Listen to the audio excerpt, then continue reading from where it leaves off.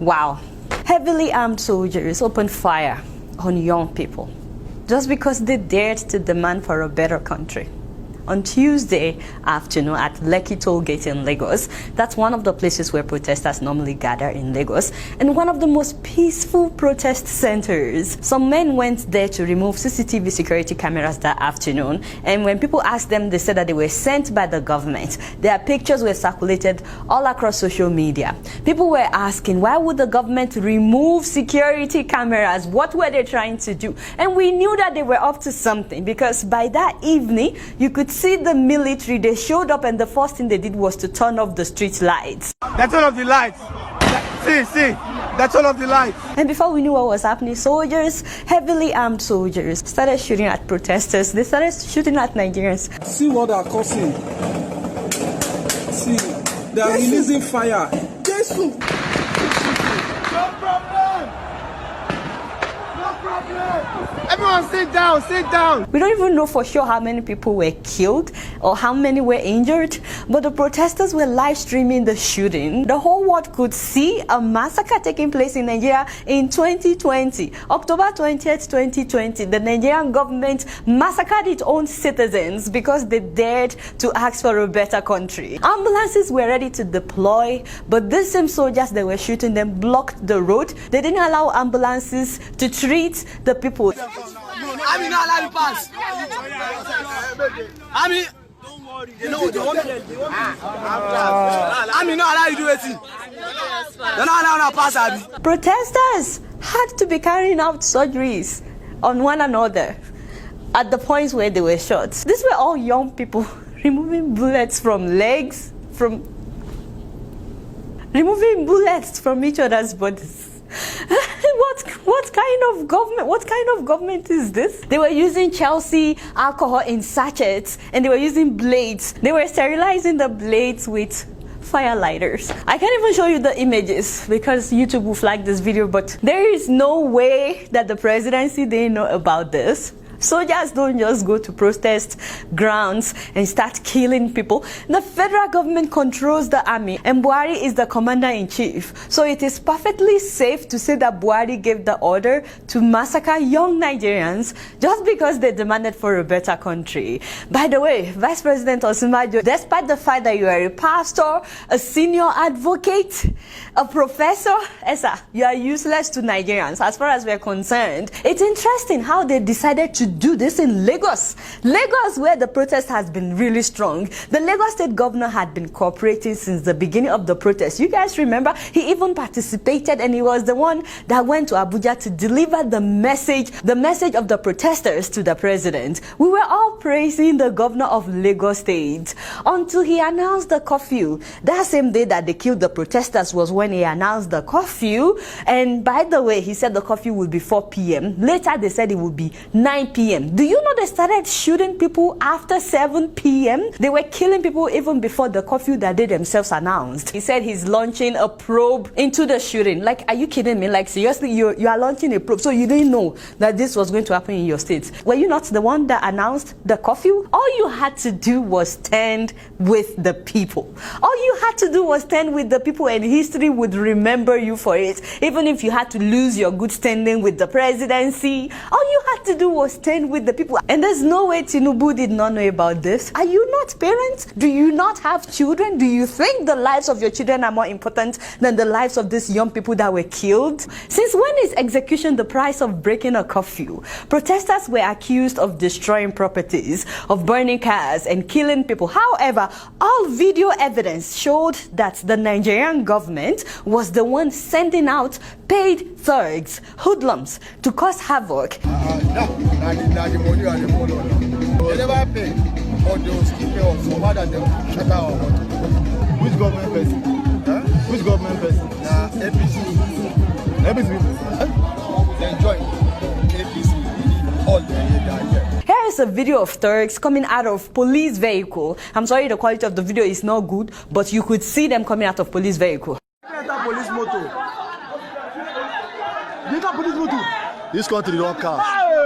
This country don't care. Wow. And here is another video of thugs getting inside a black SUV driven by a man in black suit. Many people believe that he has to be a security officer like SS, such a fancy SUV. And why would they be in the company of a man wearing suit and he was not part of the protesters? So who was he working for if not for the government? See the security people supporting the talk. See them. See talks then cannot with them.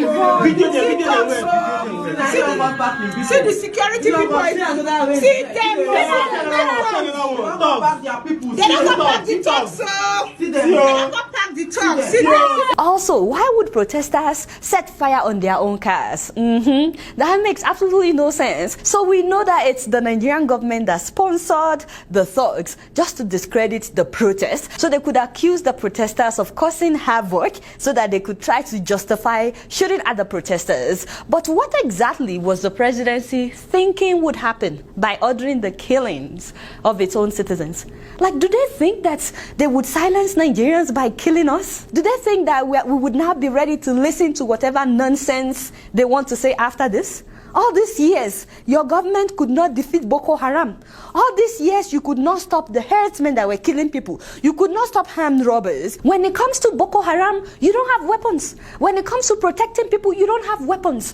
But you can send soldiers, heavily armed soldiers, to go after protesters. Wow. Honestly, to everybody that knew that this was going to happen and did not stop it. I don't care whether it's a governor, a minister, Buhari, or Simbajo. To all the soldiers that opened fire on these protesters, to all their commanders, because you shed the blood of the innocent, you do know that you and your children will pay for this, right? It's not a cause, because you guys are bent on making sure that Nigeria doesn't get better, but it will. Nigeria will get better.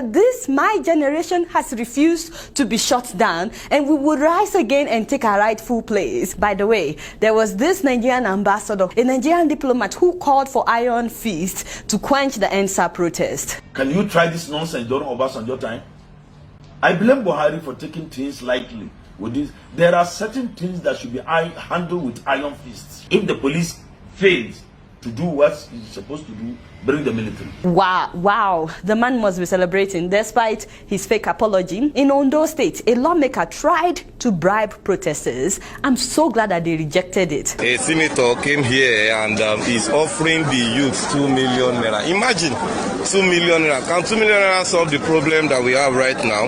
No. Well, he has been detained. His vehicle has been detained. Thank you so much. I'm so happy to see that. Thank you, Ondo youth. By the way, I thought I'd seen it all until I saw the video of a former presidential aspirant, Adamu Gaba. The man sued Twitter CEO, that is Jack Dorsey, for supporting the EndSARS movement by tweeting about it. Twitter owner and the Twitter International as a company for actively sponsoring and supporting the EndSARS movement by encouraging funding for this movement that have resulted into serious catastrophe for the country. What the heck? And therefore, we are calling on Jack Dorsey to come and pay Nigerian government $1 billion in compensation for all the damages that he caused this country. Wow.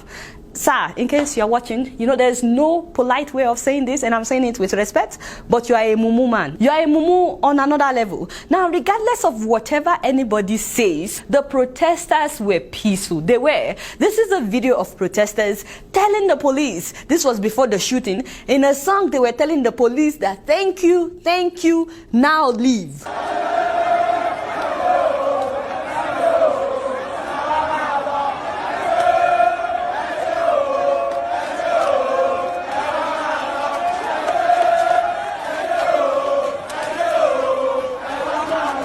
As you can see, they were peaceful. The protesters were peaceful. They did not attack any security forces until Buhari decided to kill them. PS to Buhari's children, by the way, and Osinbajo's children, you know, do well. I read somewhere where they said that they participated in the protest. I even read that they were the ones that brought down SARS. You know, we don't need you guys to protest. All we needed was for you to go into your daddy's rooms and talk to them. But now it's too late. We're not fighting you guys, but your lives are not more important violent than those of the protesters that were killed by your parents, directly or indirectly. But honestly, this is just to pass the message that the world is watching what is happening in Nigeria, that on the 20th of October 2020, the Nigerian government carried out a massacre against its own people at Lekki Toll Gate in Lagos, Nigeria. And the Nigerian government must pay for this. There's a petition for Nigerian President Buhari to face the International Criminal Court. The link is below. Please sign that petition. We really want to see Nigerian government held accountable